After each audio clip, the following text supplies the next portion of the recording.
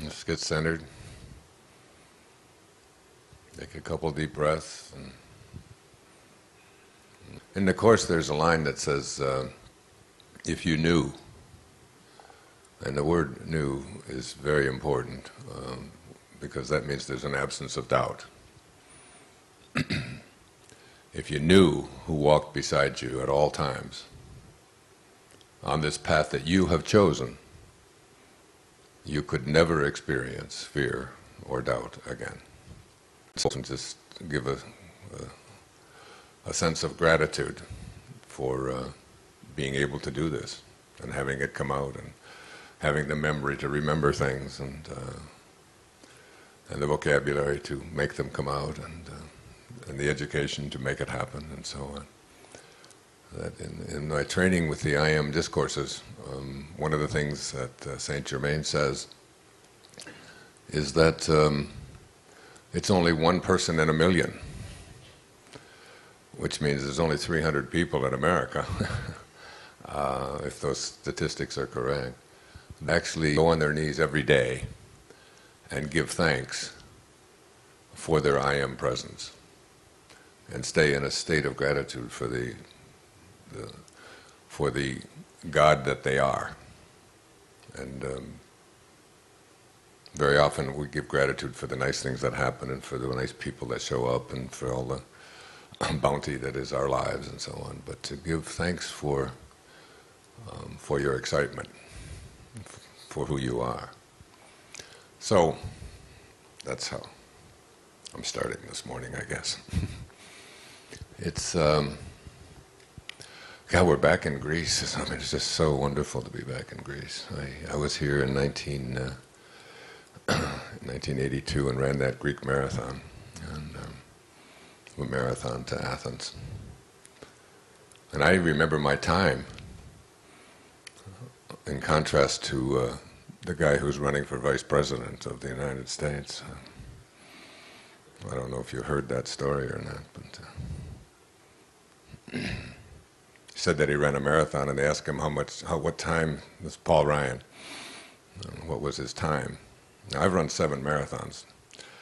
I know my times, certainly within a minute or two. He said on the radio that his time was 2 hours and just 50-some minutes, just under 3 hours. And then they looked it up.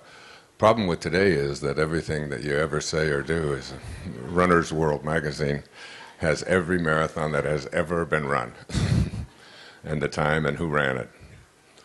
So they looked it up, and he was an hour and 20 minutes off of his time. He ran it in 4 hours and something. I don't know. I could go into a rant right now real easy. And I've got one side of me saying, and then another, this is being recorded, it's... I guess I just like the truth so much that beauty is truth. Truth is beauty. And that's all there is to know on earth, and all you need to know.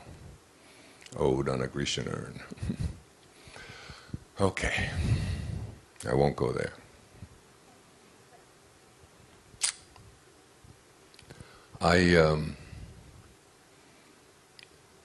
I was different. I'm going to talk a little bit about what I wrote about in the last couple of months. I can see clearly now. I've looked back at the most significant events of my life, the ones that came to me in this 60-day period of writing every single day, 5, 6, 7 hours a day.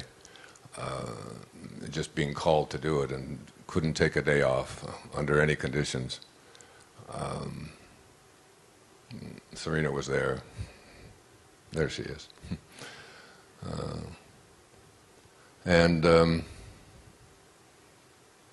it was just like such a calling that I'm still just thrilled by it, that when something like this happens, because at the age of 72 you think, well, maybe like everybody else my age, they've just sort of retired, and even the concept doesn't even come into me. I don't even know what to do with that concept, and retire to what, I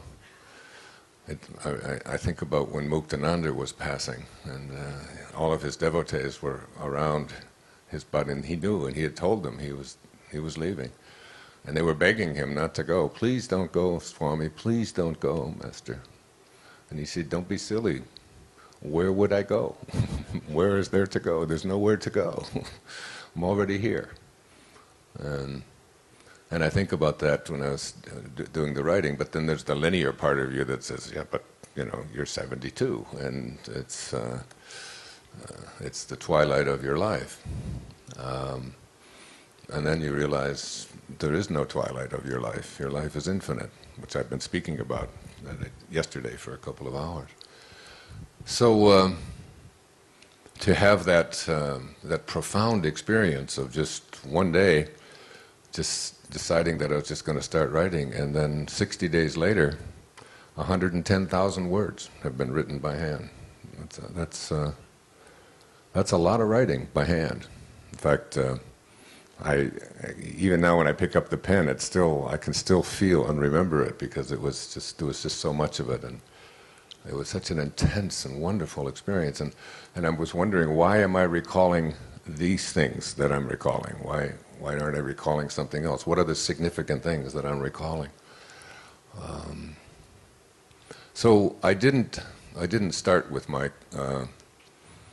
conception,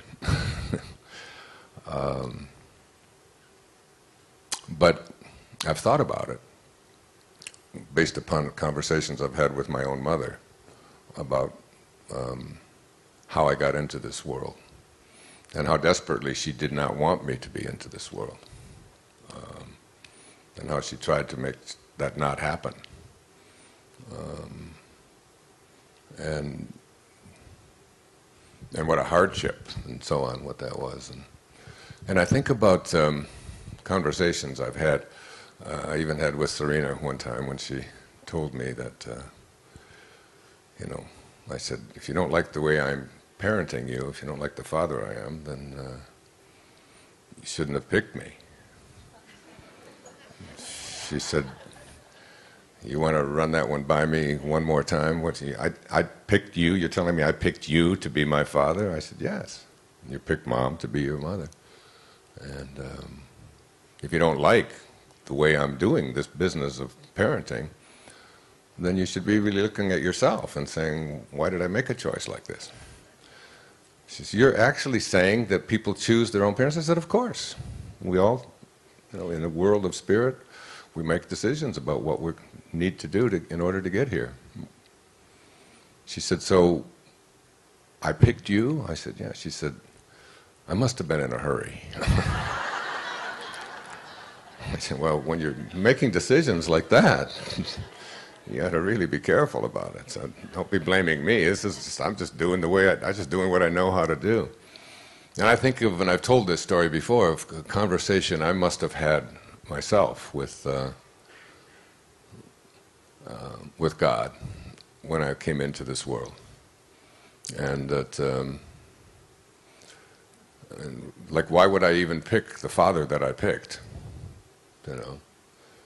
Who would be such an abusive man and then leave, and never show up again? And many of you know the story of, and in fact there's a whole movie about it, called My Greatest Teacher, about how I ended up at my father's grave. I'm not going to tell that whole long story because it would take an hour to do it, and I have so many other things I want to speak about today. But it was in getting to my father's grave, 10 years after he passed away, when standing there on his grave, and I had gone to his grave to do something else on his grave. And I ended up being called back to his gravesite as I was driving away.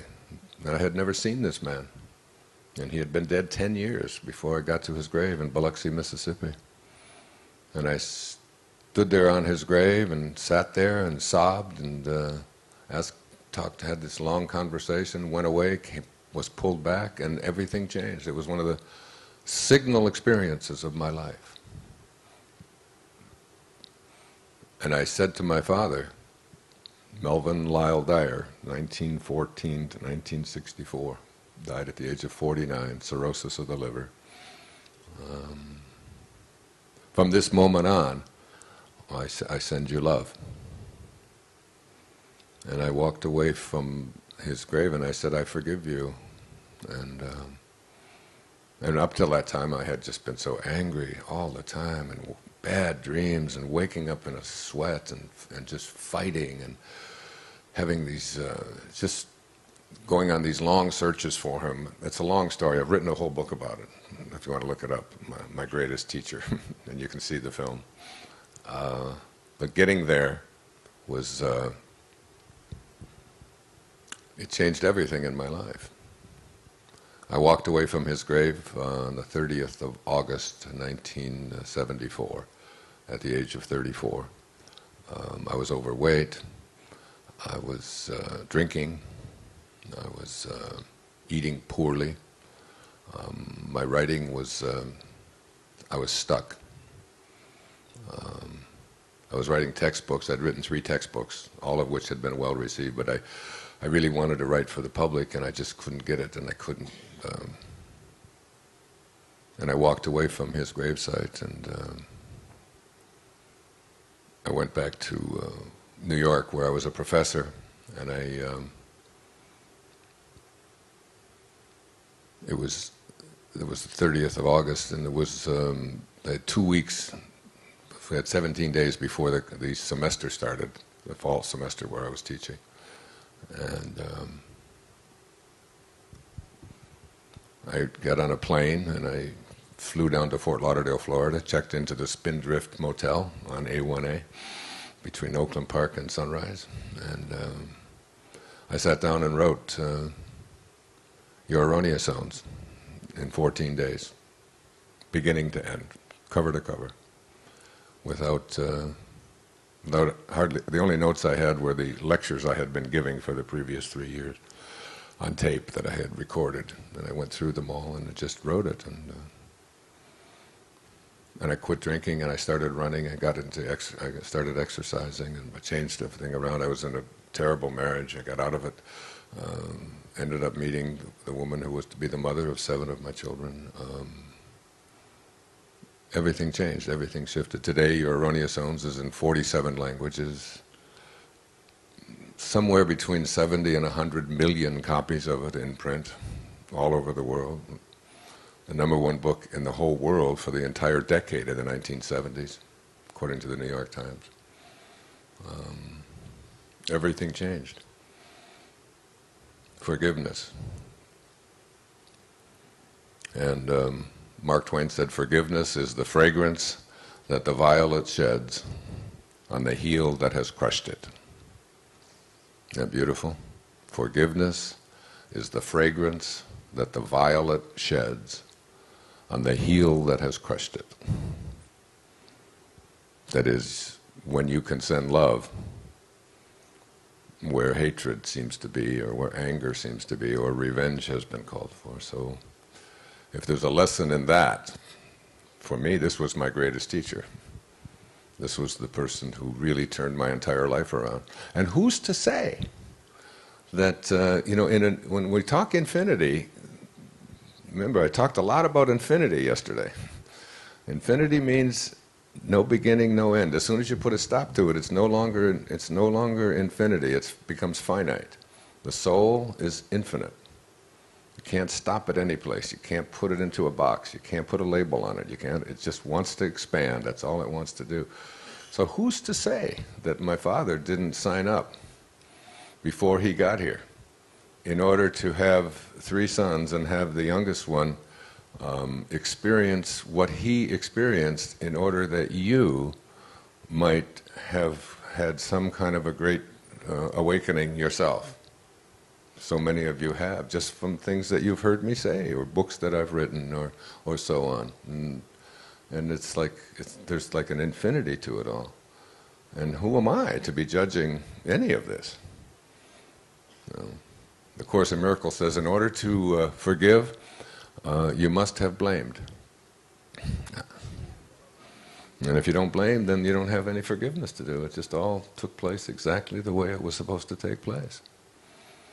And if we can get that hatred and that bitterness and that vengeance and that revenge out of our hearts and just send love, because that's all you have to give away, because that's all you have to give away. If that's what's inside of you, that's all you have to give away. And,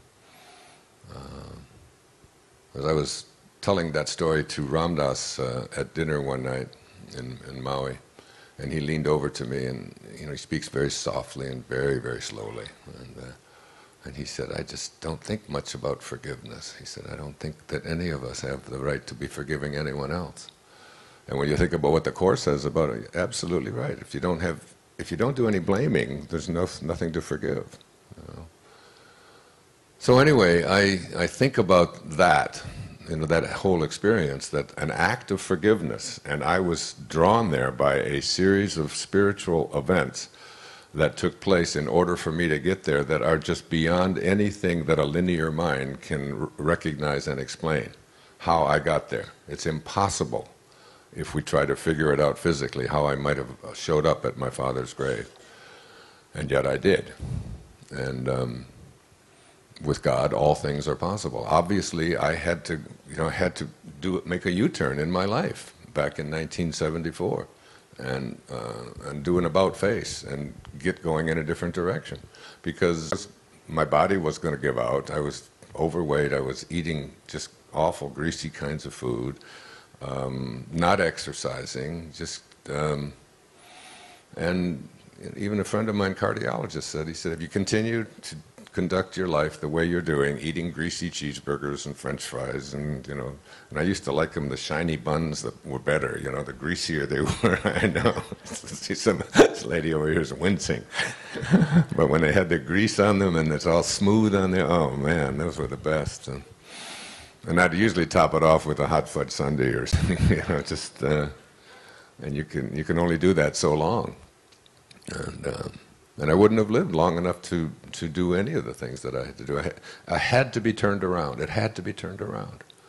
Now I say this to you because when you get to a certain place, a certain time, certain age in your life, you begin to look back and you begin to see certain kinds of events and things, and many times they aren't what you wish they would have been, So I always think of a conversation that I had with God about picking my father, and my father having the conversation with God, deciding what he was going to do in this lifetime, and maybe the only thing that he came into this lifetime to do. Because don't forget, it's an infinity, so he's got trillions more lives to live if he wants to. It's like there's no end to it, and there's no beginning to it. And we know this is true. We know that infinity means no form, and it's always expanding, so it's like it's an infinity. It's not going to stop anywhere any more than the universe is going to stop. I mean, where do you think the universe stops? And what's at the end? Is there a wall there?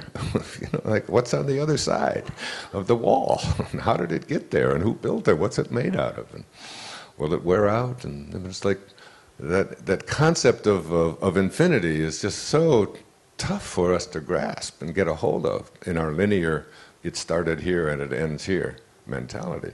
So the only way you can get to a grip on it is to, I'll be reading some poetry from Rumi this week, probably even some today.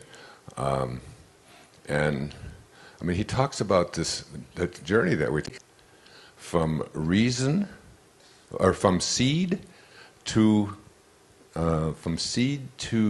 reason. From seed to reason. You were a seed, and you've gone to reason. And he said that journey was not taken by going from step to step or from going from place to place. You don't get to the place where you were a seed and now you're reasoning by moving someplace, by doing something. That takes place internally. Isn't that a wonderful poetic concept? From seed to reason.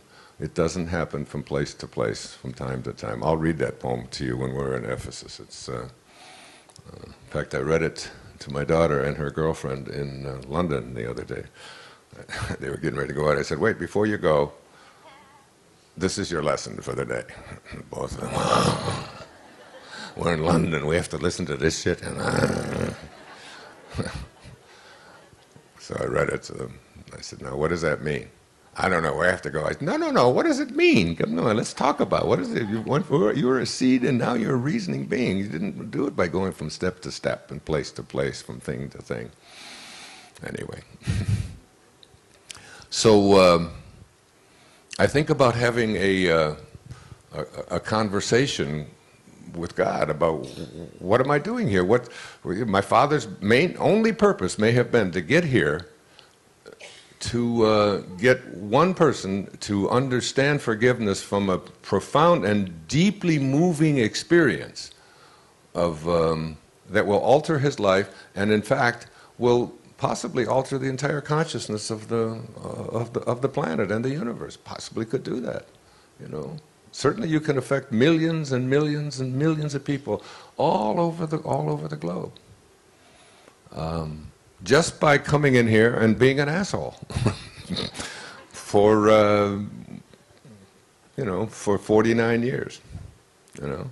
Because my mother always had this conversation with me because she was always very upset whenever I would try to find my father. I'd go on these long trips to try to find him because he married like 7 different women and just was, you know, and each one of them that I met and talked to all confirmed the same thing that my mother said. He definitely was an asshole. In the sense that we put definitions on it, I think he was a divine spiritual being who came into this world to teach me something about forgiveness and perhaps help you to do the same thing, because if there's anybody, there's a guy sitting here right in the front row. What's your first name? What is it? Mike, can you come on up here? I wasn't going to do this, but I guess I am.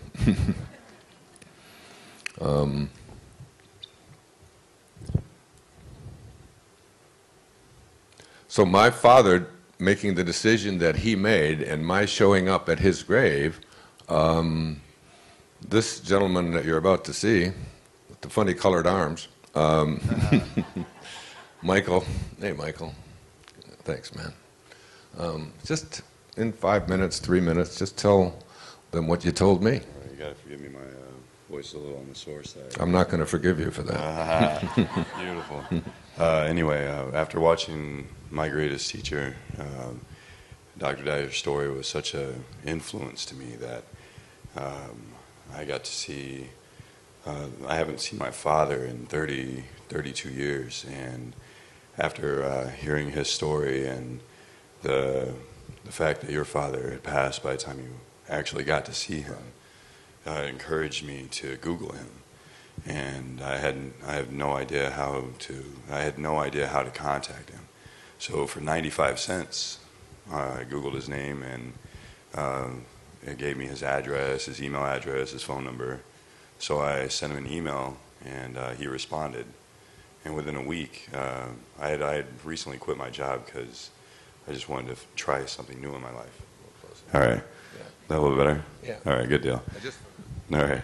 And I wanted to try something new in my life. And I had quit my job. We had been embracing the teachings of the things that you've been saying. And anyway, he responded. And within 5 days, I drove up. It was about 1,000 miles away. And we live in Sedona, Arizona, and he lives in the middle of Kansas somewhere. And we drove there. I had more in common with him in 3 days than I had with my stepdad in 30 years. And just the synchronicities that have followed that have just been an amazing experience to me. We had already had this trip planned, and his sister lives in Rome, so she was able to come get us from the airport, supply us a place to live, take us to the boat, and we had already had everything already planned. So this is your aunt? My aunt, yeah, his sister. So it was like, what are the odds that, you know, she was living in Rome of all places, and everything is meant to be. So you saw the film and you decided to do it after seeing the film? Yes, sir. Definitely. And how do you feel about your father? He's an amazing person. He's an amazing person. Everything that was odd about me with my known family came into place when I met him. Because everything that was different in me from my family was similar in him. So it was, I'm really glad that I reached out. And how does he feel about you? Pretty much the same, you know. We just connected, and he's coming to visit as soon as I get back from this trip. And we're probably never going to stop talking to each other now. So I was very fortunate. Thanks, Michael. Hey. Thanks so much. Thank you. God bless you. Yeah, thanks. So,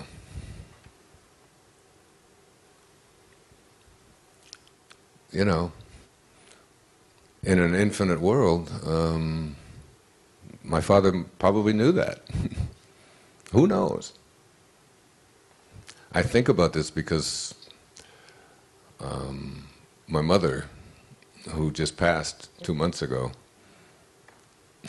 I always say to her, it's like when you get there, you think Lyle, it's my father's name, you think he's going to be there with you?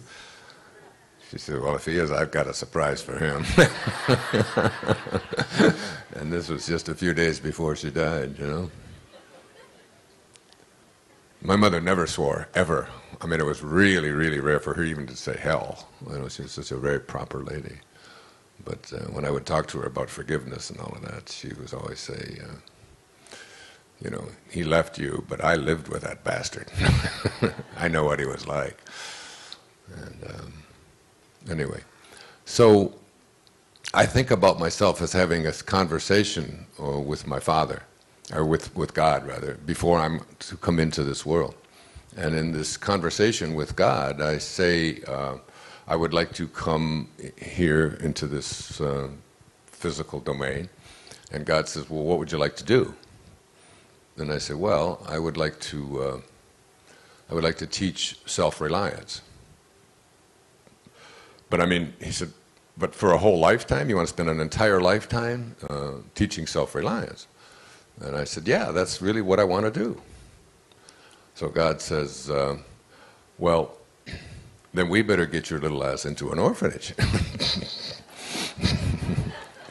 Because when you're there, you'll have to rely upon yourself. And you'll learn that, and you'll get that. And once you know it, and once you've experienced it as a child, no one will ever be able to take that away from you. So I look upon my 10 years in foster homes and in orphanages and so on as what it was necessary for me to experience, to go through in my life in order to be able to be here on this stage today. And to write the books that I've written and so on. And I urge you to do the same thing with especially the things that you have labeled hardships, or the things that you think shouldn't have happened to you. That Elizabeth Kubler-Ross, a dear friend, who lost so much in her life when she had a fire. She lived in Arizona and all of her things burned down. She called me and she had some autographed books of mine and she asked if I would replace them. And I loved this woman. She was a beautiful soul. She was a triplet from Switzerland. And she wrote so much on death and dying and so on, and the whole grieving process.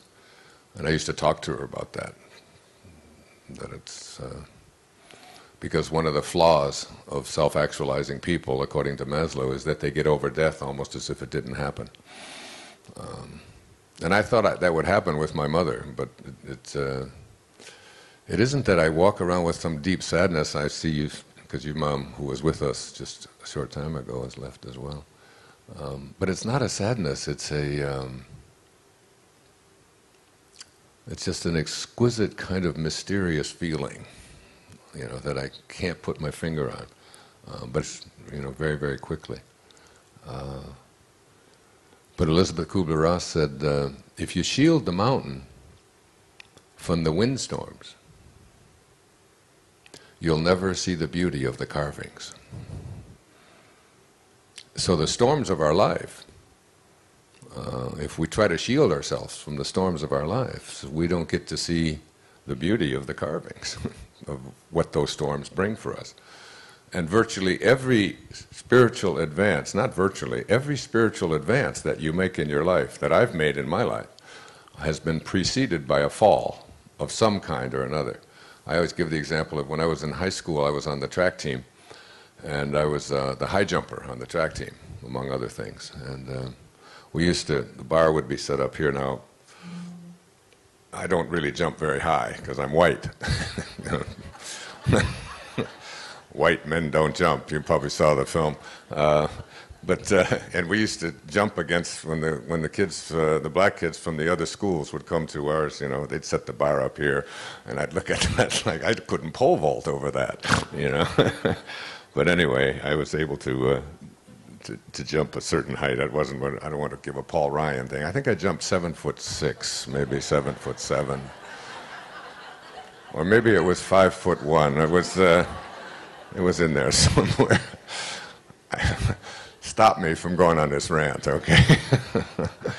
So anyway, the bar would be up here, and we get back here, and you run up to this is a metaphor for what I'm speaking about, and you run up to the bar, and you run up and get down as low as you can, as fast as you can, and in the process of getting down low, it would allow you to propel yourself over the bar. So the low points of our life are the times when we should be in a state of gratitude, as hard as that is for us to do. But that's what an enlightened being does, is they begin to see that, you know, these low points in our life. Now, I've been through some low points in my life, very dramatic low points. When my wife and I separated 12 years ago, I mean, it was the closest thing that I could call it to a depression. For months and months. And out of that depression and out of that deep hurt and sadness about breaking up our family, in a sense, because we're not really broken up, but I was able to write The Power of Intention, which is the next book after Erroneous Zones that just soared and just took off and sells in the millions all around the planet. And it came from a place of compassion. That it's when you are in those low points that you have a tendency to reach out to other people with more compassion and more love and more understanding because of what you're going through yourself. So that, you know, I think, and this is true, I could give 1,000 examples of that, but the whole idea of it is that these low points, the struggles that we go through in our lives are really significant things, and look back at them, and you can do an awful lot of growing from them. So 10 years or so in an orphanage, and I look back at the times, and one of the events that I remember that I wrote about was the only reason I was in a foster home at that time was because there was a depression in the world, and my mother, she just, you know, there was no aid to dependent children, there was no government money for that, there was a war. This was 1942, 1941, 42. I mean, and so it was really just basically churches and so on that just created organizations to help parents who have children, and you can't feed them because there was no food. There was coupons, you know, and there weren't things like food stamps and so on. Things were rationed. You know, there was just that's what it was like at that time. And we're little babies, and they have to be fed, and so the churches would set up these organizations, and I was just one of those, along with my brother. And I was placed into this home, and I was out in Mount Clemens, Michigan. And it was a home filled with people like this, like me. I mean, children who, it wasn't that their parents didn't want them or didn't love them, they just couldn't afford them, and they couldn't feed them. And so they got help wherever they could. And one of my earliest memories is of being in this place, and new kids would come in all the time, and they would always call for me. And this was before I started school. So I must have been 4, 5, something like that. And there was a little girl named Martha who who had come in, and she was crying and sobbing because she was going to be left there, dropped off at this place. And they said, and Mrs. Scarf, the lady who ran the place, said, ran the place, it was her home. She said, go find Wayne. And they went and got me, and I started talking to Martha. I can remember my little conversation with this little girl saying, this is a great place. You're going to love it here. First of all, there's no parents. There's nobody to tell you what to do. You can do anything you want. And we've got apple trees in the back. We've got cherry trees back there. We got a chicken coop. We actually can see little baby chickens being born. And you know, I still look back on those years of being in this place as, you know, when you're living in an orphanage, you don't wake up every day and say, oh my God, I'm an orphan again today. How did this happen to me? This isn't fair. Other people aren't. They get to have things. They're driving around in a Mercedes and I have a wagon. It's not right. You don't do that. You don't do that till you're 40. And then you look back and you say, why are things not working for you? And how come your life is so messed up? Well, what do you expect from me? I was an orphan and all that. But when you were an orphan, you just got up and you just lived today. You didn't go around putting labels on yourself and being, you know, and and you learn to rely on yourself. You know, there's so many wonderful things can happen, you know, in that out of that experience. So I would look back on that, and I realized as I was writing, I can see clearly now. I would just meditate every morning before I would write, as I did this morning for almost 2 hours. I was doing the I Am meditation.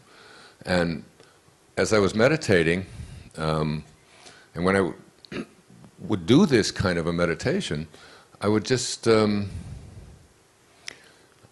before I would write, I would look at what are the significant things? What do you remember, you know, about, because I honestly, as I look back at my life now and so many of the things that happened, like how I ended up at my father's grave, the whole movement towards St. Francis in my life when I wasn't Catholic and had nothing to do, and yet I've been to Assisi, you know, on 3 occasions and wrote a book there and just get called there. My calling by Lao Tzu to come and to live the Tao for the full year of my 66th year. You know, it's like, how did I get called, and what were the circumstances? And I've been relaying all of this, but I was trying to go way back, because I honestly look back now and feel like I've been in some kind of training program. And I said to you yesterday, I mean, I call it like ascended master training. And it's like, as I look back on my life, I was different than the other kids. It was,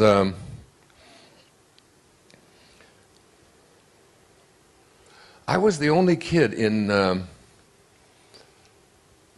my elementary school that when we had dance class, you know, we had to go during gym, and then we had to go to dance, and we had to dance. We had to do square dance, and we had to do the box. You know, remember the box? Dun, dun, dun, dun, dun, dun, dun. Do you remember that? Did you have to do that? And the girls would line up on one side of the gym, and the boys on the other. I'm talking very young, and I was always the kid, and I was very popular in school. As people just looked up to me, as I was just the leader in the classroom. This is not something where I'm assuaging my ego. I'm just telling you the truth. But I was the only kid who had ever danced with the fat girls. I couldn't stand to see the fat girls. Not get, I tell you their names, but this is recorded, and so I don't want to say her name, and her name, and her name, and so,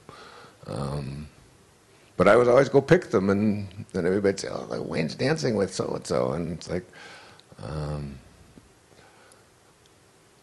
when I moved in with my my mom, I was in a little school. It's called Marquette Elementary School. Marquette days, dear Marquette days, friendship born to live always. I don't know where that came from. Why does that stuff stick in there? Anyway, that was our little school song. I don't think I've sang that since the 3rd grade or 4th grade or whatever it was. But they said one day that this new girl had come to school, and I can say her name. Her name was Rhoda Rose. And all of the kids were going around talking about Rhoda, and don't talk to Rhoda, you know, and you don't want to hang out with Rhoda. Rhoda's someone that you just don't want to be with. And I kept saying, what's wrong with Rhoda? You know, what? Well, we just heard, but she's a Jew. And I said, what is that? I had no idea what a Jew was. Never heard the word before. I said, well, all we know is that it's just not good, you know, and you don't hang out with a Jew because she's a Jew. And that would, truly, this is what was going on. Was in Detroit, on the east side of Detroit. So I found out where Rhoda lived and went right over to Rhoda's house. I wanted to know, what is a Jew? And they, yeah, the parents looked like everybody else's parents that I knew, and the house looked the same, and Rhoda was just, she was just a nice girl, that's all. So I would dance with Rhoda. And Rhoda only lived a couple of blocks away from where I lived, so I would go to school with her, and I'd walk in with her. And then another kid was, a new kid came from the school, from a Catholic school. His name was Guy Cordy, K-O-R-T-E.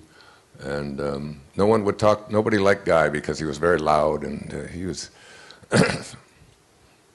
and nobody wanted him to be in the group, you know, with whatever the group was there in the 4th grade or 5th grade. Something in me, as I look back on it, just said, if nobody's going to allow this guy to get in, then he's going to be my friend. And if he was my friend, then it would have to be everybody else's friend, because everybody wanted to be my friend for some reason. So it was, this was the way my life was as a young kid. And when I say to you, I was different. But I think I was different because I was in training for something. I mean, there were things that would happen that would bother me that didn't bother anybody else. And I mean, I was dancing with the girl that I was gaga over. Her name was Erlene Rentz at my 30th high school reunion about 20 years ago. And then we're dancing, and I was telling her what a crush I had on her and how pretty she was, and she was this and that. And she said, Wayne, she said, the only thing I remember about you is that you were the most generous person I ever knew. And she said, I still remember it to this day. She said, you used to give your lunch away to any kid who forgot their lunch. And if you had a little bit of extra lunch money, you always gave it away. And when you get to talk to my daughter, Serena,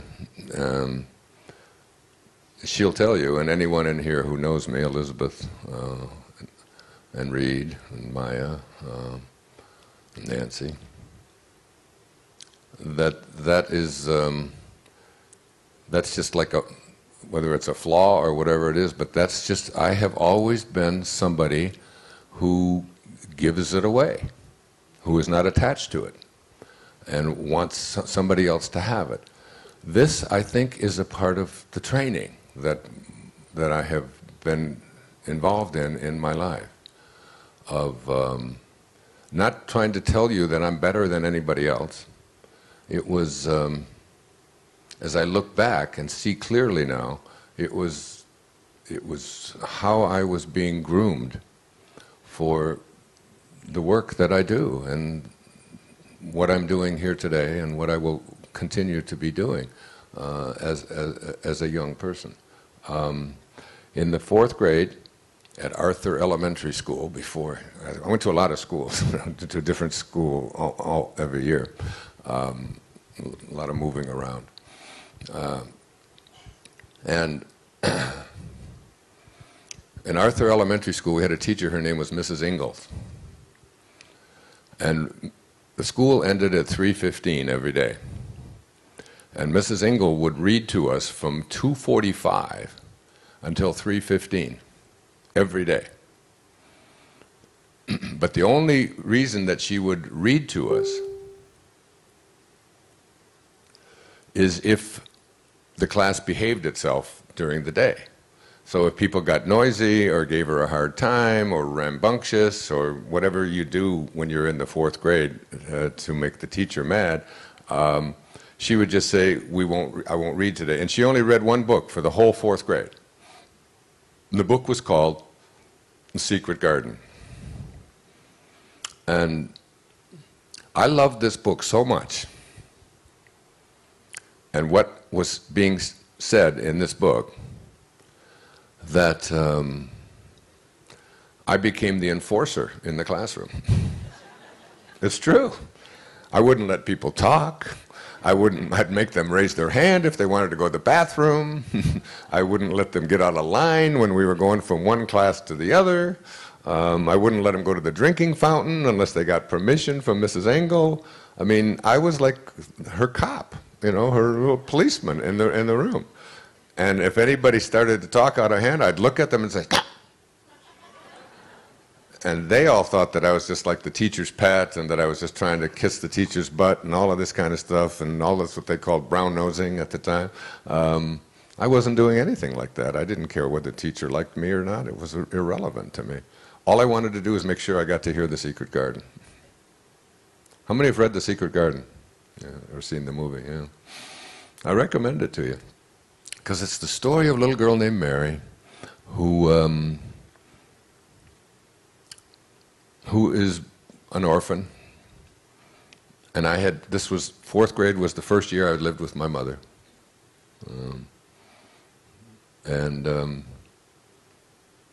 She lived in England, and there was this door. This is what I remember. I haven't looked at this book. I looked it up as I was writing. I can see clearly now. I looked it up. And I read a little bit about it, and it really brought back some incredible memories. But it was like there was this doorway to this place, and when you went into this doorway, like, everything was possible. All things were possible. I mean, and magical things happened, and like it's sort of like a Harry Potter kind of thing. You know, it's just this very exciting, exquisite miracles would happen. People. She had a little friend. I can't remember his name. Anybody remember the little boy's name? Dumbroth or something. It was an English name. But anyway, and she just like took this little crappy little kid who had a bad attitude and was nasty all the time, and she was like, she turned him into, she was like Pollyanna, you know. Everybody always complained about Pollyanna, you know. Oh, you're so Pollyanna-ish. I'd say, Pollyanna? I mean, everybody in the town was miserable. The whole time, everybody was broke, nothing was working, everybody was mad at everybody. This little girl comes to town, and after she's there for a few months, the whole town is happy and joyful and everything. I said, Pollyanna, hell, I'll take Pollyanna any day. I love the idea of being Pollyanna, making everybody happy, having that kind of energy and so on. This is what excited me, and this is what I knew how to do as a child. And for some reason, I would be, out of 30 kids in the classroom, I would be the one that would make sure that everybody was included, that would be conscious of would have kindness in my heart for some reason. And it's like, and I speak to that.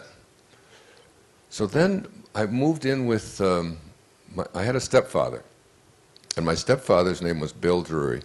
And he was an alcoholic, bad alcoholic. He was my father in another body. Abusive, nasty. I always told my mother, you know, that life gives exams. It's like algebra, you know. If you don't pass it, you gotta take it over. So you didn't pass it, you had to take it over. And so she did it again, you know, and we kind of, that's what she did. Anyway, he was a bad dude. A nice man when he didn't drink, but he always drank. Literally would have a case of beer delivered to our house every day from the Caju pantry shelf. And I would drive around the block and wait for him, for his car to be gone. He'd go to the bar, and he'd come home. He drank and drove all the time, drove home drunk all the time.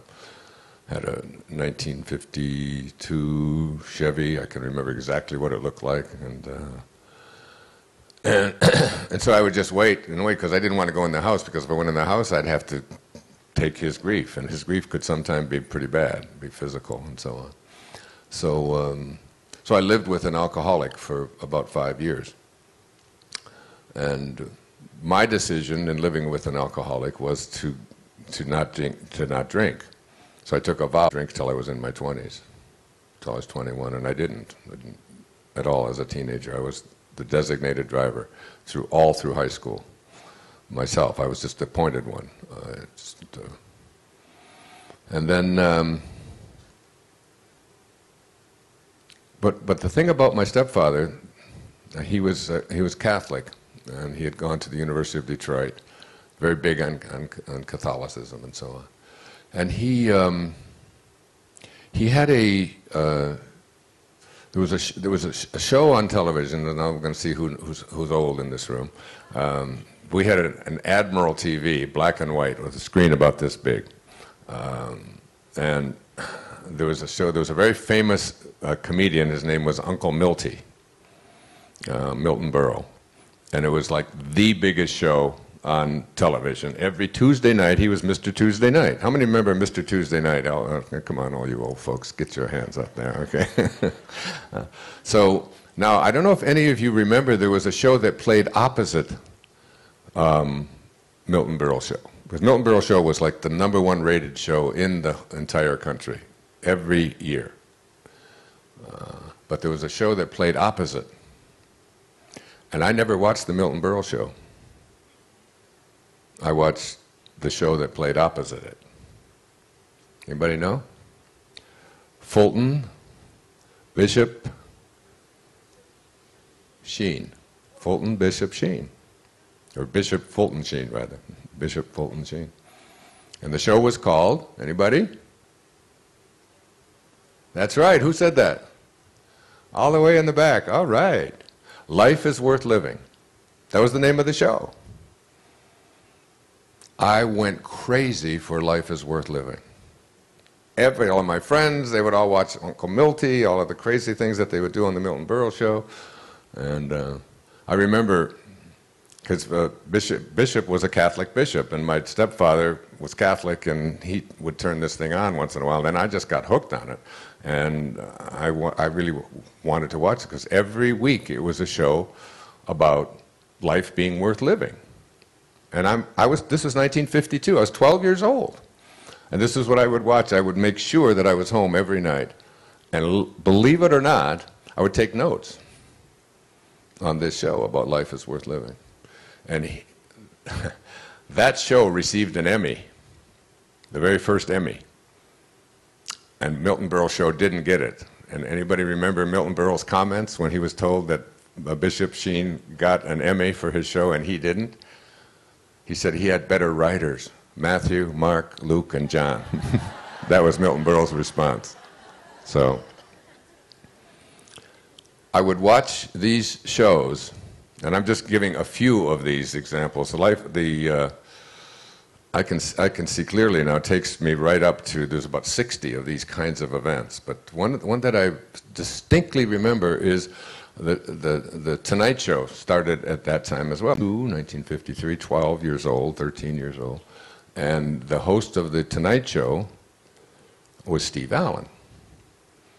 And the Tonight Show went till 1 o'clock in the morning, from 11:30 to 1, every night, with that cast of characters, Louis Nye, do you remember, and Don Knotts.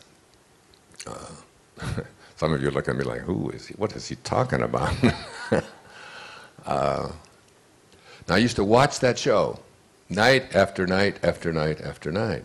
And I'd get up the next night, stay up till 1 o'clock in the morning. And then I'd always have trouble getting up the next morning, because I had a paper route that I had to deliver the Detroit Free Press in the morning, and we had to go at 6 o'clock.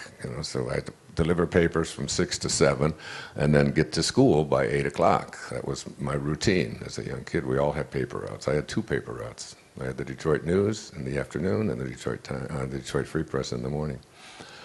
So, so I would watch the show, and my mother would have to get me out of bed, and it was such a struggle. I'd go out and I would watch, and I would tell her that when I do the Tonight Show, and this is how I talked, because my mother will tell I was going to say my mother will tell you this. You can call her, but you'll have to get her from a different channel.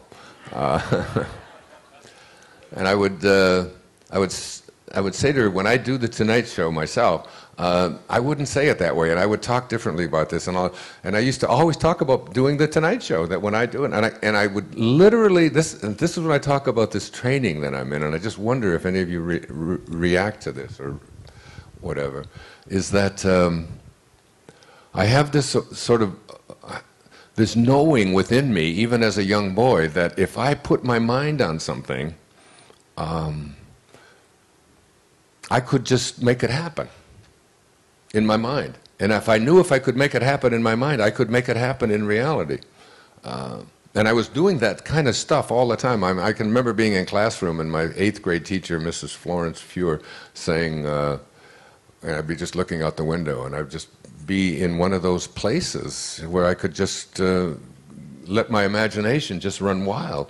And she'd say, "Wayne, would you care to rejoin the class, please?"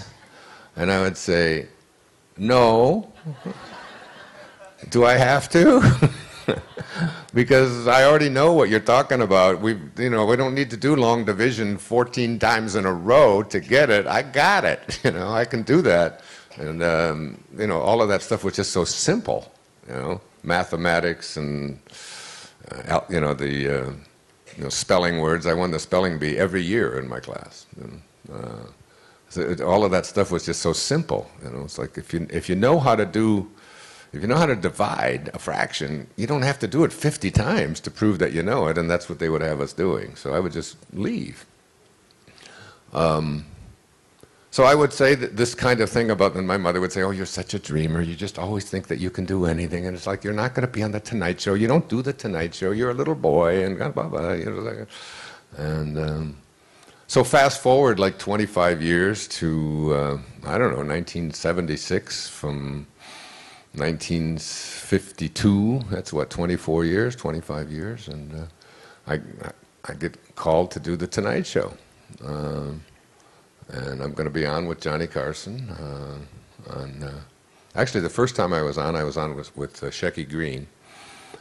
I did the show 37 times.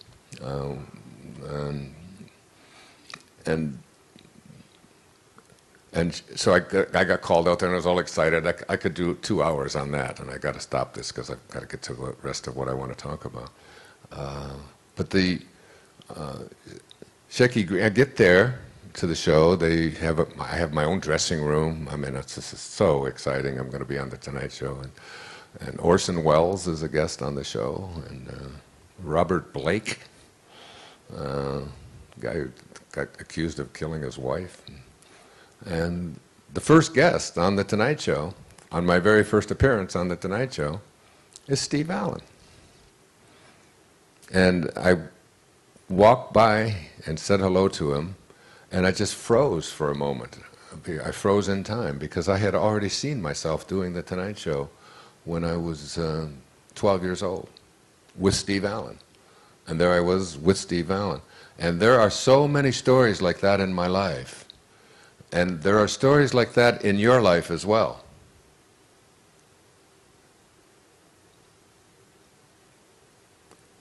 Very often the stories that like this that Carl Jung called synchronicities, very often these stories are, we just attribute them to just, they're just little circumstances, they're just little coincidences and so on. But I suggest to you that all of us are in Ascended Master training. All of us are. Because who we are is infinite. Here's one of my all-time favorite quotes. It's from the 6th President of the United States. Who would that be? That's right. John Quincy Adams. John Quincy Adams wrote this 2 days before his death. John Quincy Adams is well. But the house in which he lives at the present time is becoming dilapidated. It's tottering on its foundations. Time and the seasons have nearly destroyed it. Its roof is pretty well worn out. Its walls are much shattered and tremble with every wind.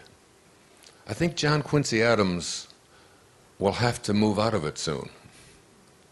But he himself is quite well, quite well. Isn't that great? 2 days before his death. So that these visions, these thoughts, and you know, there's not one cell left of that little 12-year-old boy who was watching that black and white Admiral television, or who was telling Martha that this was a great place, or any of those stories who befriended Rhoda Rose so that Rhoda Rose would be a part of our entire classroom and accepted. There's not a cell left in me of that on this planet. And yet, that image, that thing that John Quincy Adams is speaking about. So, I talked yesterday about ordinary levels of consciousness, extraordinary levels of consciousness.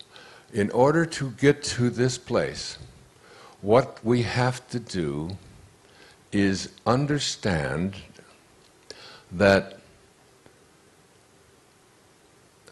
our total awareness of who we are is called our concept of ourself. And our concept of ourself is everything that we believe to be true. And if you're here, and most of us are, not always here, but most of us live our lives here at this ordinary level of consciousness, that everything that you believe true got you to this place.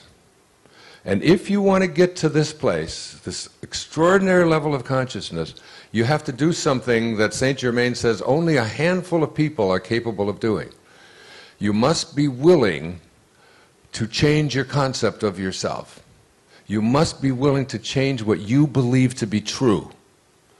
That is, what is possible or not possible for you. We have a tendency to just attribute things to like science. You know, we'll say, well, science tells us, and if it's not scientific, if there's not evidence for it. The problem with science is that science is what studies the brain.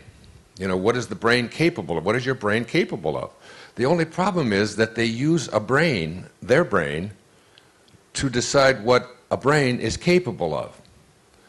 So that the brain itself is not wired to be objective about what a brain can do or what it can't do, right? So that it's sort of like people saying, you know, I could get up here and say, well, everything that I'm telling you is true. And you say, well, how do you know? Well, it's in the book. Oh, it's in the book? Well, who wrote the book? Oh, I wrote the book. It's in there. This is, and so you have to take and understand that everything that we have scientific evidence for has been studied by a brain that is studying a brain. And what we have to do is get to a place of awareness in which we're beyond the brain. And the brain can't do this. The brain can't be objective enough to figure out things because the brain is linear. The brain believes in cause and effect and beginnings and ends and what you can see and what you can touch and what. But everything, you know, it's like I had who is a he's a surgeon. I was going to say a neurotic surgeon, which he is, but neurosurgeon. And he was saying to me one time, he lives on Maui, and we were having lunch together, and he said, you know, I've been inside a lot of brains, you know, and I've never seen this thing that you are calling spirit. I've never seen anything like that inside of a brain. I can tell you about the medulla, I can tell you about this, I'm an expert on the brain. And I said to him, I said, Mike, I said, when you're in there poking around in the brain, have you ever seen a thought? And he said, no, I've never seen that. I said, but are there such things? A brain can't comprehend something that doesn't have a beginning or an end or something linear. So now what we have to do is get to a different place within ourselves. And this business of moving to a higher level of consciousness is, it's so exquisite and it's so exciting, but it's like, it means that, I'll give you an example of it. It's another one of those things that I wrote about in I Can See Clearly Now. It was 1978. Now, I'd written two books now, Your Erroneous Sounds and Pulling Your Own Strings, both of which had topped the bestseller lists and were, so I was like this famous young guy who had a big ego, thought it was me, impressed by myself, and people were just, you know, giving me all of the attention that you get when you're on bestseller lists and doing the Tonight Show and all of the kinds of things that were taking place in my 30s. This little orphan kid from Mount Clemens. So I get invited to Vienna in Austria to appear on something called a YPO, Young Presidents Organization, conference. So I go to this conference, and they don't pay you for that, but it's like, it's just for speaking there, but it's just this incredible experience because they have something like 1,000 presidents of companies, all who are under the age of 50, with more than, I think, 50 employees, or maybe it's 500 employees, I don't know, but these are presidents of fairly large companies and very influential people, and they have this week-long university. And psychology is one of the areas, and they have it on economics. And in fact, the Vice President of the United States was there on the same program that I was on, Walter Mondale, who was Vice President of the United States at that time. So it's like, it was a very, very prestigious thing to be invited to, and I was only invited to it, and it's considered a great honor to be invited and speak there. The only reason I was invited there was because I had these two massive, huge best-selling books. So I get there and I'm on a panel, and they put me on a panel with two other people. And we're going to talk to these people. Now, the first person, a woman that was on the panel, her name is Virginia Satir. Virginia Satir, family therapist, brilliant woman.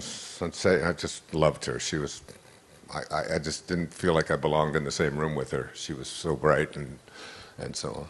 And then the other person I was on the panel with was somebody that I studied when I was working on my PhD, and who I adored and respected so much that I had actually had been teaching. This was 1978, so I'd already left the university, and I had been teaching doctoral students myself for 6 or 7 years.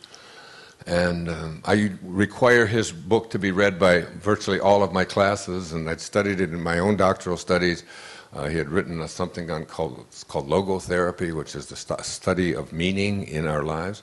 And so his name was Viktor Frankl. So Victor and I are sitting next to each other on this panel.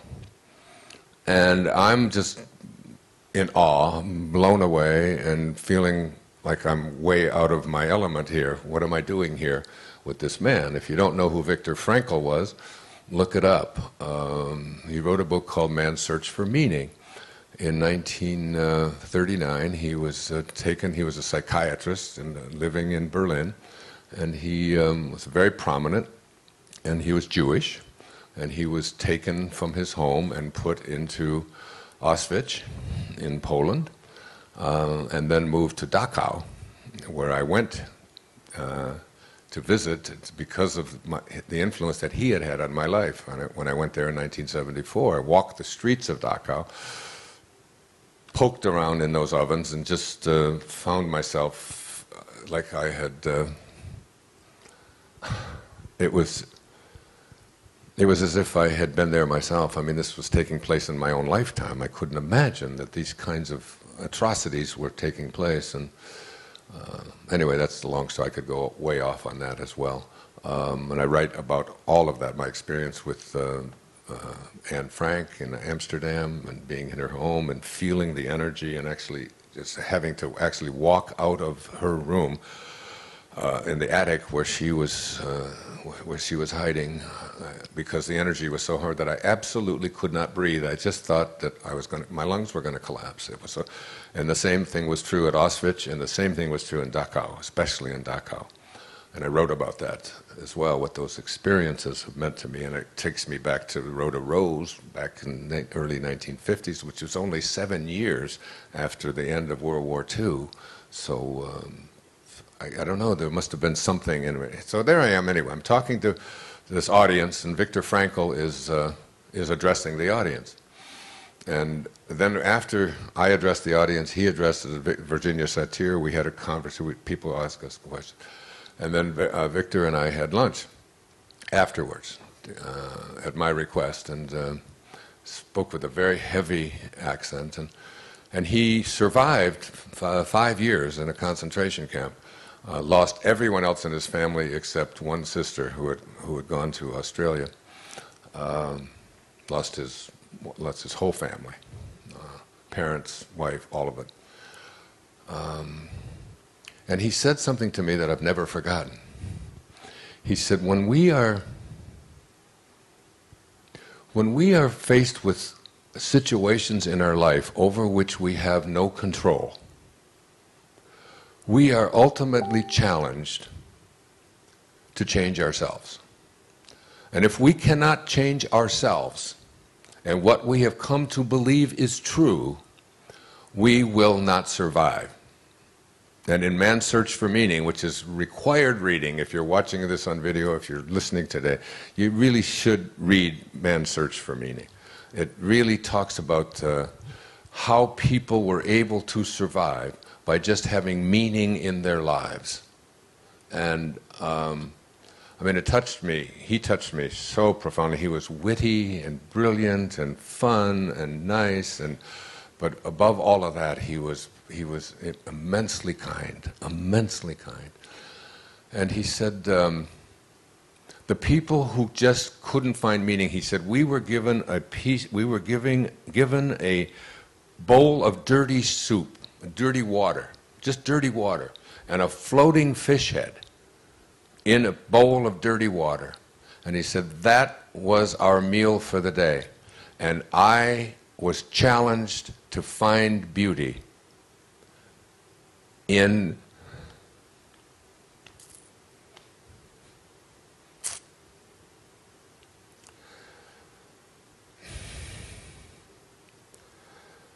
it's just so touching. It's just because that picture is so clear.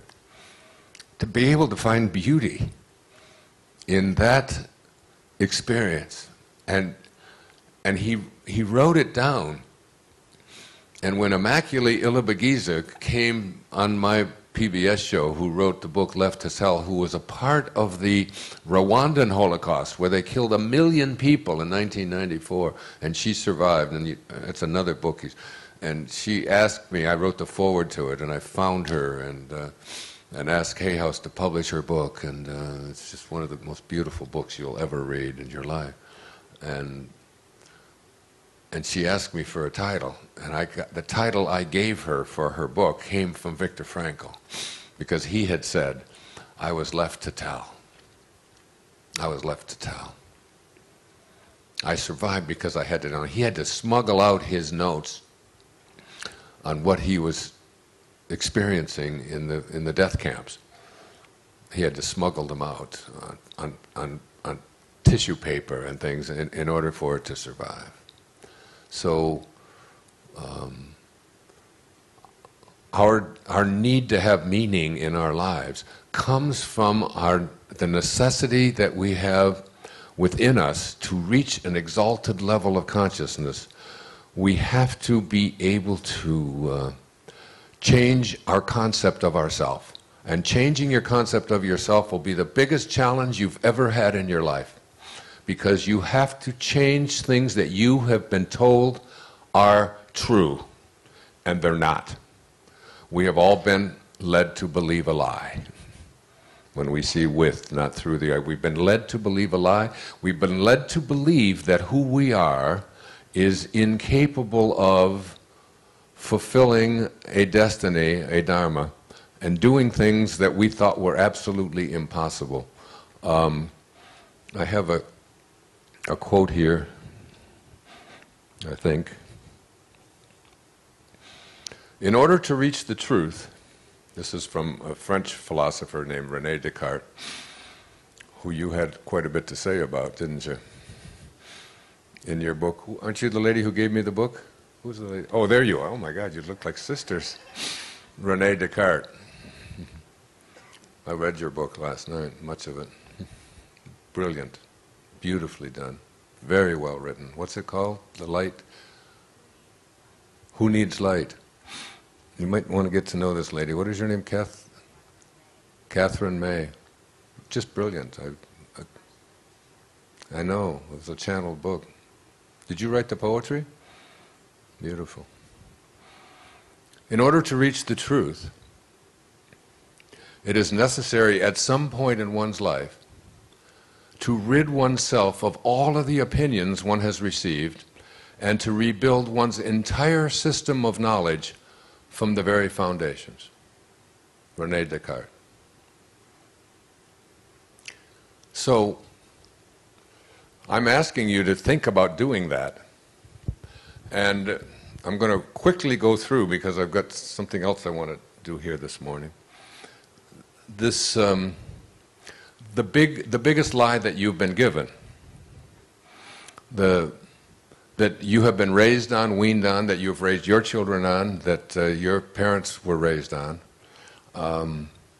And so in Wishes Fulfilled, there are 3 chapters at the beginning, the first 3 chapters. The first chapter is about changing your concept of yourself, basically what I'm speaking about here. Second chapter, I call it the higher self. All of this was, you talk about, Catherine, your book being channeled, this was all just channeled. This was just like I can see clearly now was channeled, all of these experiences. I've only given 3 or 4 here today, and there are 60 as I go through my years in the Navy, my years in high school, my years in college, my years in graduate school, my years as a professor, my years in getting my books published. I could go for 2 hours and tell you how the very first book how Your Erroneous Zones got published. In 2 minutes I can tell you that I was given an appointment I took the manuscript that I had written in 1974 that I told you about earlier, and took it to my agent, Artie Pine, had arranged for me to have a meeting with a man named Paul Fargus at T.Y. Kroll Company in New York City. And I went there, and Paul was so depressed and so upset, and he was just broken down. And I was a therapist. I had a practice there, and I said, I was there to have him see if he would be willing to publish my book. So it was supposed to be about me. And this man was, you could just see, and I forgot about the manuscript, and I spent 3 hours counseling him and talking to him and telling him, because the night before his wife had said she wanted a divorce. And they had 2 children, and he was just so broken up, he just didn't know if he could even make it. And we talked for a long time. He became one of my best friends, and I talked to him and helped him through that whole process. And my agent called me after the meeting. He said, "So, how did it go? How was your meeting? Are we going to get this book published? You think they'll publish it?" And I said, "Forgot to talk about the book." Never mentioned it. He was so angry at me. It was the only time he was really angry at me. He said, "Do you know what it took for me to get this appointment for you? You're a nobody. Nobody even knows who you are. And you're not talking about the book. You've just blown the biggest opportunity you ever had." And that same evening, Paul called Artie and told him, "I don't care what his book's about, I want to publish his book." It's a true story, true story. So it's like, when you forget about yourself, I mean, what's the lesson in that? When you let go of what's in it for me, and the mantra of the ego is, what's in it for me? How much more can I get? What about me? How about me? I want some more. The mantra of the higher self is, how may I serve? What may I do for you? And when you do that, everything shows up for you. That's when you follow your excitement. And when your excitement, what did I say yesterday? When you follow your excitement, you will be supported and it will be effortless. Because you are now aligned with God. That's what God is, your excitement. What excites you? And what excited me in that moment, back in 1975, when I had that meeting with Paul, what excited me was what excited me every day when I had my practice and my patients would come in and I would talk to them, is helping somebody to get over what seems like a trauma that is just irresolvable. So, back. So the higher self, this is one of my favorite quotes. It's from Peter Dunoff. He says, the higher self. Our higher self is perfect, omniscient, and almighty, a fragment of God himself, a pure, transparent, luminous quintessence. The Creator has planted within every creature a fragment of himself, a spark, a spirit of the same nature of himself. And thanks to his spirit, every creature can become a creator. And this means that instead of always waiting for their needs to be satisfied by some external source, human beings can work inwardly by means of their own thoughts and their will and their spirit to obtain nourishing, healing elements they need. And he uses the word spark and fragment. And that's the higher self. The Creator has placed within every creature a spark of himself. You must be like what you came from. I wrote this out 2 days ago, or 2 months ago. If there is intelligence behind life, and there is every reason to believe that there must be, then all of that intelligence is innate in each creation of that intelligence. Thus, universal mind, or the higher self, is complete and entire within each of us. We have only to discover it for its power and perfection for it to be ours. So, again, if there is intelligence behind life, and we all know that there is, then that intelligence that is behind life is innate in each creation of that intelligence. If you come from that intelligence must be in you. So God must be in you, or whatever you want to call that. The divine mind, God, Tao, spirit, consciousness, higher consciousness, Sam, Louise, Wayne, call it anything you want. The Tao that can be named is not the Tao. So that intelligence, now there's a spark of that intelligence in you. And that's usually where I stopped in my life until I wrote Wishes Fulfilled.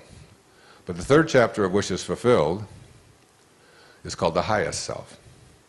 And the highest self is when you begin to recognize that that spark can grow to become you. So that that spark, which is that little thing that made me say, let me dance with the fat girl. That little spark, it's just a spark, because then probably right after that I was off being an egoistic little boy, you know. But there was a spark in there. That spark that said, let Guy Cordy become one of us instead of us ostracizing him, you know. That little spark that said to Martha, come on, we'll have some fun here, you know. That's a spark. And then you go back to just being who you are. But that spark can expand and can grow. And the biggest lie that we've been handled, and what we haven't been raised on, I spoke a bit about yesterday, which is the recognition. Well, Neville puts it this way, who was a big influence in my writing of Wishes Fulfilled. This is the last chapter of The Power of Awareness. It's a book I gave to each one of my children. And they wrote back and said, Dad, it sounds great, but little steep, little heavy here. I said, well, then I have to unheavy it, if we will. Then I have to lighten it up. And in all of creation, this is the last chapter, in all of creation, in all of eternity, in all the realms of your infinite being, the most wonderful fact is that which is stressed in the first chapter of this book. You are God. You are the I am that I am. You are consciousness. You are the creator. This is the mystery. This is the great secret, known by the seers, the prophets, and the mystics throughout the ages. This is the truth that you can never know intellectually.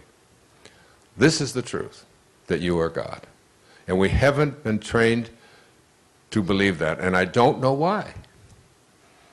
Why weren't we raised to believe that we are God? Jesus says it in John 10:34, as he's about to be stoned. Why would you stone me? You are a man, and you claim to be God. Is it not written in your laws that I have said, you are God? Those are right out of the words of Jesus. It's right in there. You could look it up.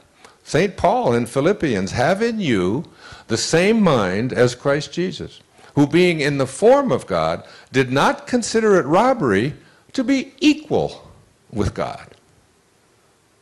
Go to Psalms 82 in the Old Testament. You are all children of the Most High. Ye are all gods. It's all over the scriptures. It's in the Quran. It's in the Bhagavad Gita. It's in all of the holy books. God and you are one. You must be like what you came from. And if we had raised our children and to believe, instead we've created these organizations which take it over for us and say, if you want to know God, it'll cost you. Here are the rules, and this is how you fit in, and this is the way we'll do it. And we are the only ones who can give you access to God. We got a whole great big place over there in Rome called the Vatican that believes all of that, you know, that and we'll give you gold robes, and we'll give you. But remember what I said yesterday about what Rumi, the Byzantines and the Chinese, you know, it's like Jesus wouldn't be allowed in any of those churches today. Really. So, quick history. The highest self. It's the story of Moses. Moses was the prophet, great prophet, one who the 10 Commandments, and so here's in 1 minute. Here's the story of Moses. It's 3,300 years ago. This is 1,300 years before the birth of Christ. This is 800 years, 8 centuries before Lao Tzu and the Tao Te Ching. This is the oldest spiritual text extant on the planet today, the Torah, the first 5 books of the Old Testament. And in the Torah, in the book of Exodus, it tells the story of Moses, the Pharaoh, who is sort of imprisoning, if you will, the people, the Israelites, and he is making a declaration because he's threatened that a male child is going to become a prophet, and he doesn't want that to happen. So he orders, as pharaohs are allowed to do, every single male child that is born is to be killed right after their birth. And the soldiers will come and make sure, and that's what they do. They just killed every baby. But this one woman had this little baby, and she just couldn't stand the idea of having her son killed, so she wrapped him up in clothes and blankets or whatever and put him in a waterproof basket, I assume, and he was floating down the Nile. A woman comes across this little baby in the reeds in the Nile and sees this little baby, and she is just so taken by this little baby that she decides to raise him as her own. And she raises this little baby. Now the interesting thing about it is that the woman who finds this little baby is the daughter of the Pharaoh. So now the Pharaoh is the grandfather of the prophet that he was most terrified of. All right?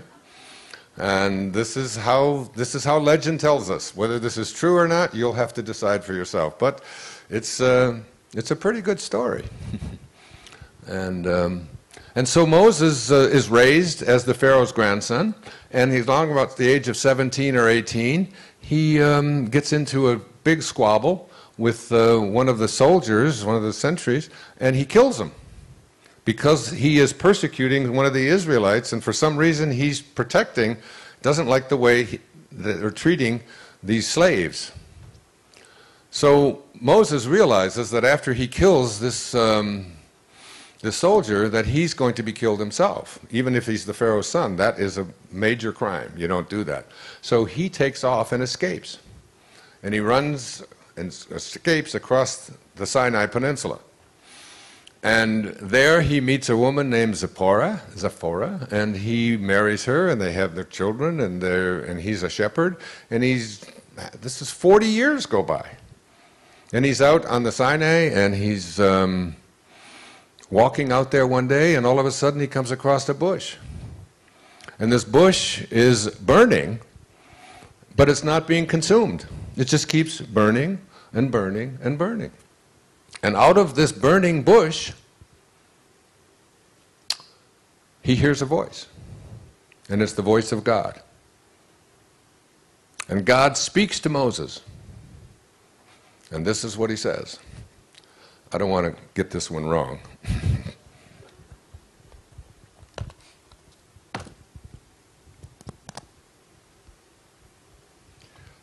So let me just read it to you real quickly. To Exodus. So the Lord saw that he had gone over to look, and God called out to him from the bush, and he says, Moses, Moses.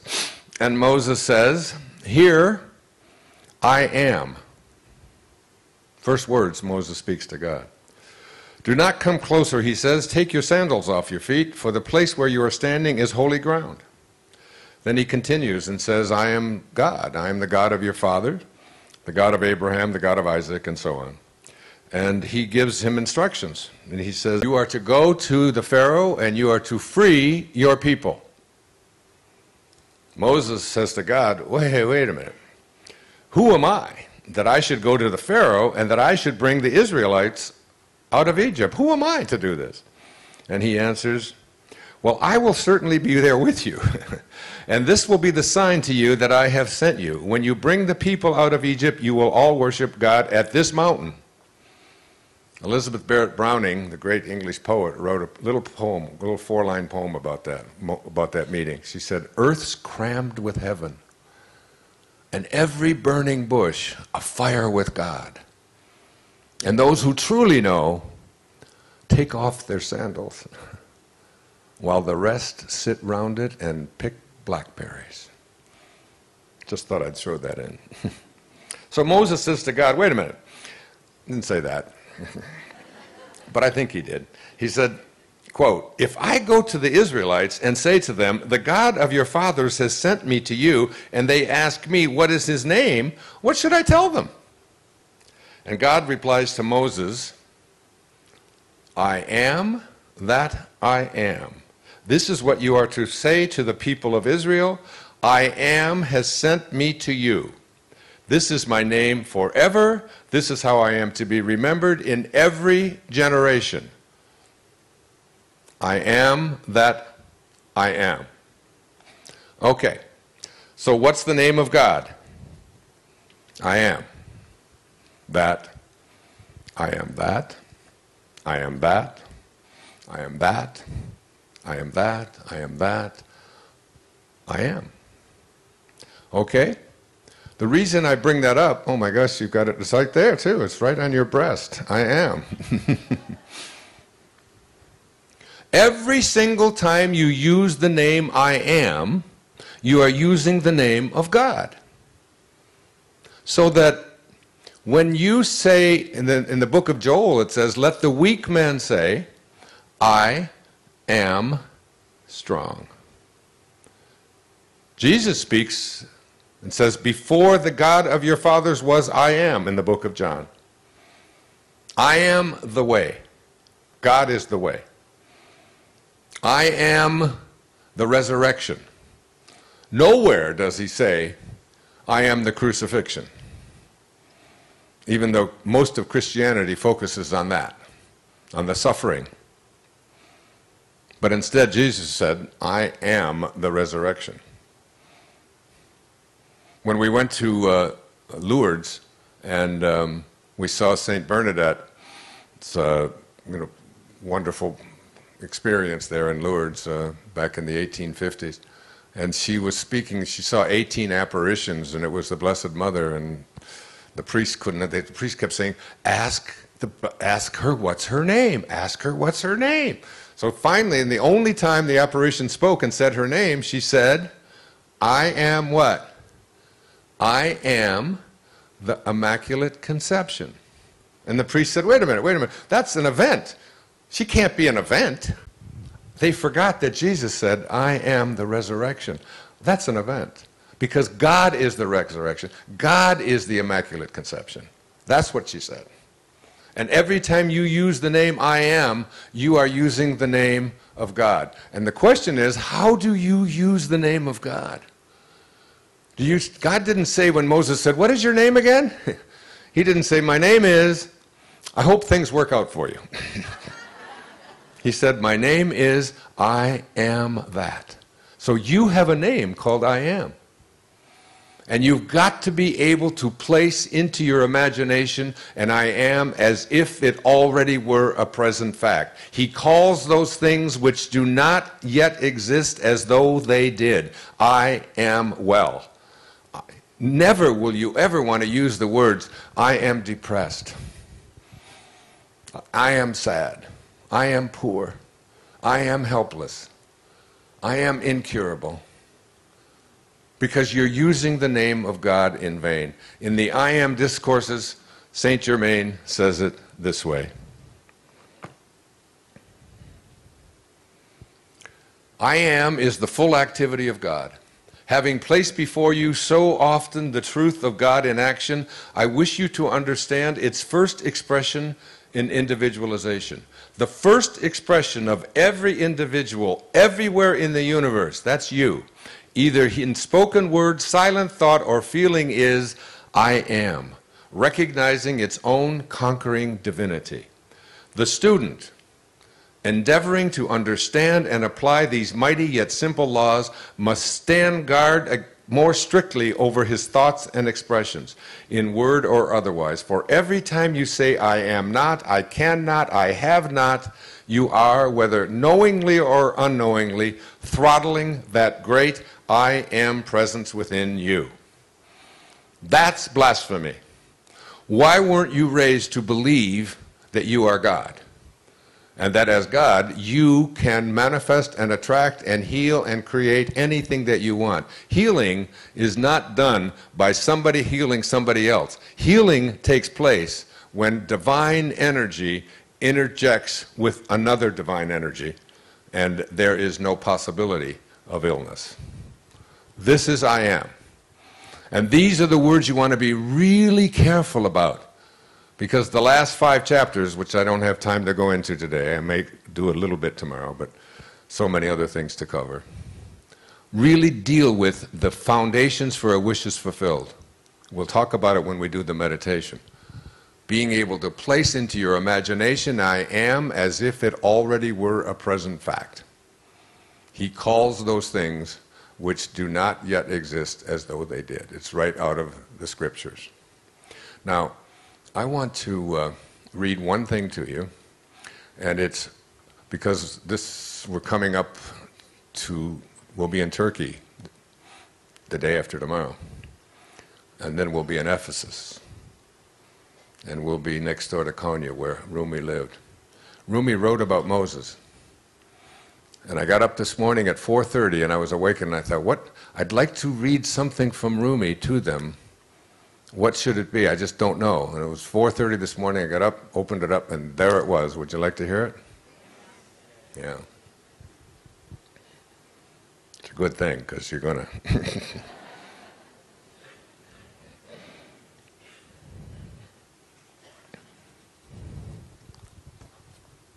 Okay, bear with me. This is a little long, but not bad. A couple minutes.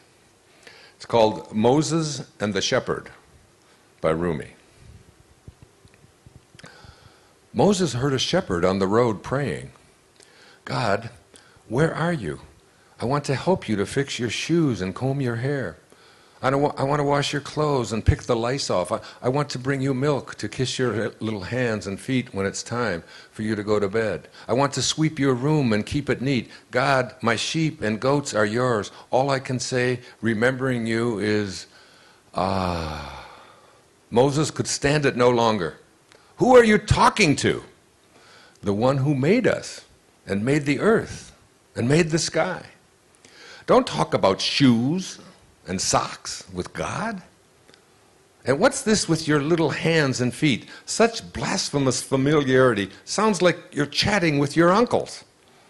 Only something that grows needs milk. Only someone with feet needs shoes, not God. Even if you meant God's human representatives, as when God said, I was sick and you did not visit me, even then this tone would be foolish and irreverent. Use appropriate terms. Fatima is a fine name for a woman, but if you call a man Fatima, it's an insult.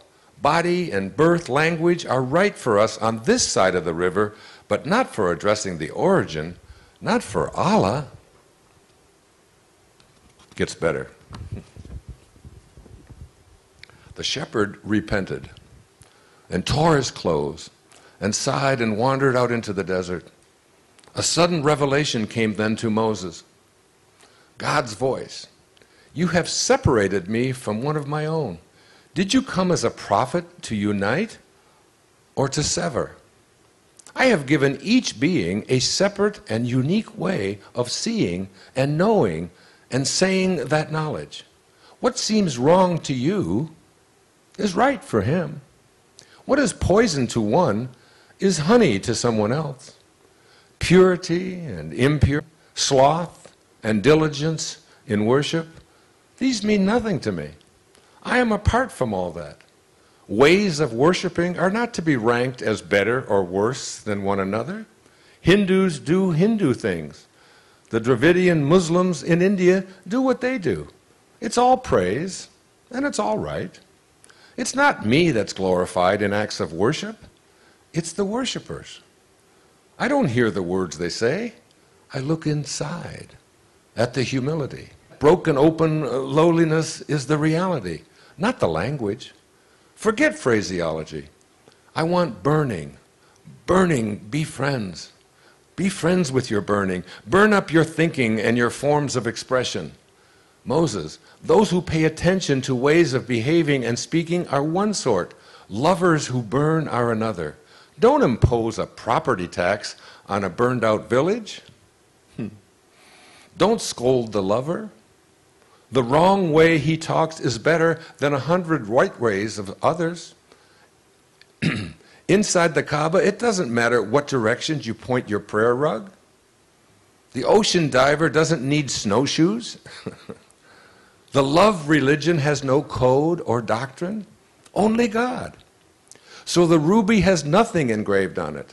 It doesn't need markings. God began speaking deeper mysteries to Moses. Vision and words which cannot be recorded here poured into him and through him. He left himself and came back. He went to eternity and came back here. Many times this happened. It's foolish of me to try and say this. If I did say it, it would uproot our human intelligence. It would shatter all writing pens. Moses ran after the shepherd. He followed the bewildered footprints in one place, moving straight like a castle across a chessboard, in another sideways like a bishop, now surging like a wave cresting, now sliding down like a fish, with always his feet making geometry symbols in the sand, recording his wandering state. Moses finally caught up with him. I was wrong. God has revealed to me that there are no rules for worship. Say whatever and however your loving tells you. Your sweet blasphemy is the truest devotion. Through you, a whole world is freed. Loosen your tongue, and don't worry what comes out. It's all the light of the Spirit. The shepherd replied, Moses, Moses, I've gone beyond even that. You applied the whip, and my horse shied and jumped out of itself. The divine nature and my human nature came together. Bless your scolding hand and your arm. I can't say what has happened. What I am saying now is not my real condition. It can't be said. The shepherd grew quiet. When you look in a mirror, you see yourself, not the state of the mirror. The flute player puts breath into a flute. And who makes the music? Not the flute player.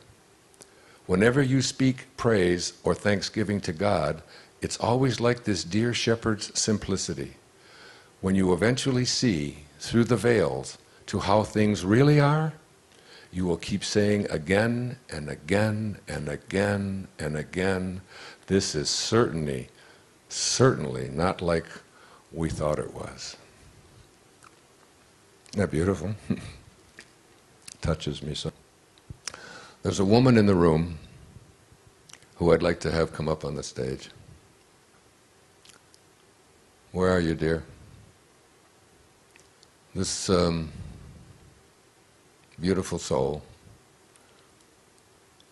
Can you help her, Nance? Or is she going to do it herself?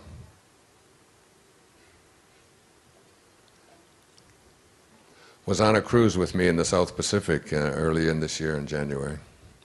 She was the victim of a very violent act. She was thrown over a cliff and left to die. And she's been in a wheelchair for 21 years. She went to see John of God, as I did, and after 21 years got control of her bowels for the first time after visiting with John of God, who took leukemia out of me like I had a hangnail. And now, the most amazing thing that's happening is this dear, sweet lady who's part of your group is going to walk to this stage. She couldn't do this in January.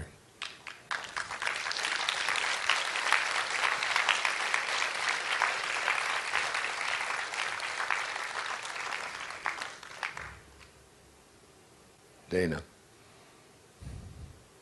So Dana and I have been in communication, and she's been in communication with my daughter, and I just want you to just hold your breath and give her the strength to make it up. She's just determined yesterday that she was, Nancy said, I'll help you go up to the stage, and she said, no, I want to show Wayne that I can walk.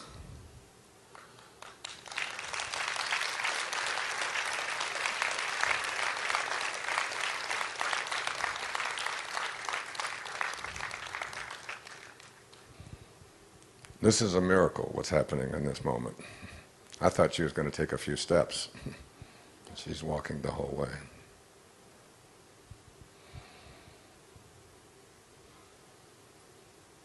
This is for you who think that all things aren't possible.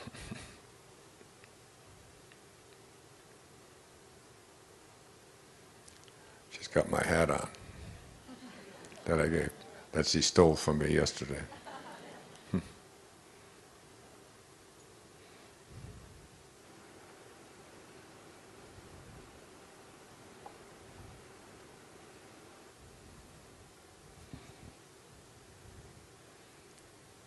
They had all given up on this girl when she was a young girl, and she's still a young girl. You want to go that far? Yeah. This is Dana.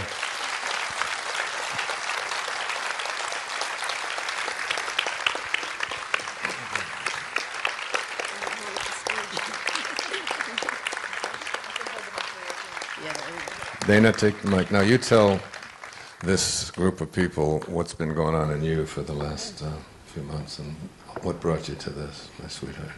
Well, as you said, when I was 19, I was raped and thrown off a 75-foot cliff. I was stationed aboard the USS McKee.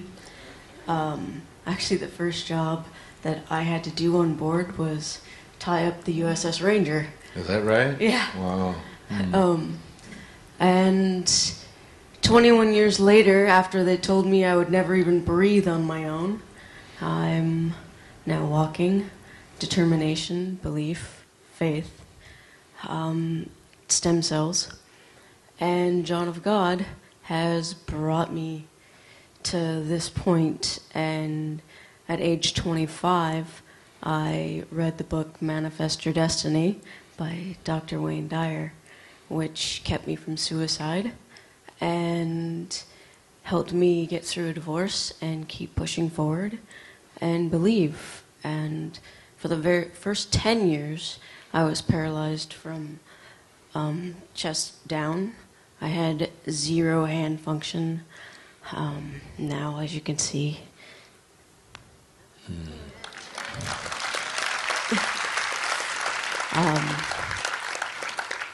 and it's a continuous journey, as you all know, as life is. And I'm walking. So, and I'll continue until I'm completely out of the chair. And Tell him what happened. Why did you go to John of God? I went to John of God because you told me to. Yes. And you do what you're told. Serena, are you listening? I'm enlisted. I was enlisted. I know how to take orders. Right. So I went to John of God, and for 2 weeks, it was the most incredible time. Very peaceful. I had 2 spiritual surgeries. And after 21 years of having a paralyzed colon, I now have bowel control. It's the most amazing gift to get back. But just to have that gift is, it's precious. It's And you even told me you had an orgasm. Now, was that from hearing my talk? It was definitely that. Thank you. And yesterday, I had my purple hat on, which was my favorite hat of all time.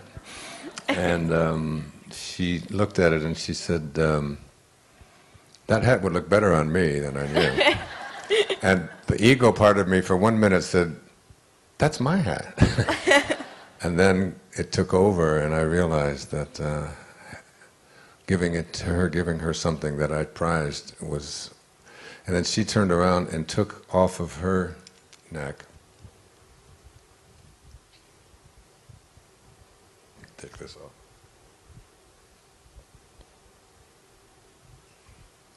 This triangle that was blessed by John of God, that's the symbol for the Nabajanya, the triangle. And she said, I'd like to give that to you. And it had been blessed by John of God.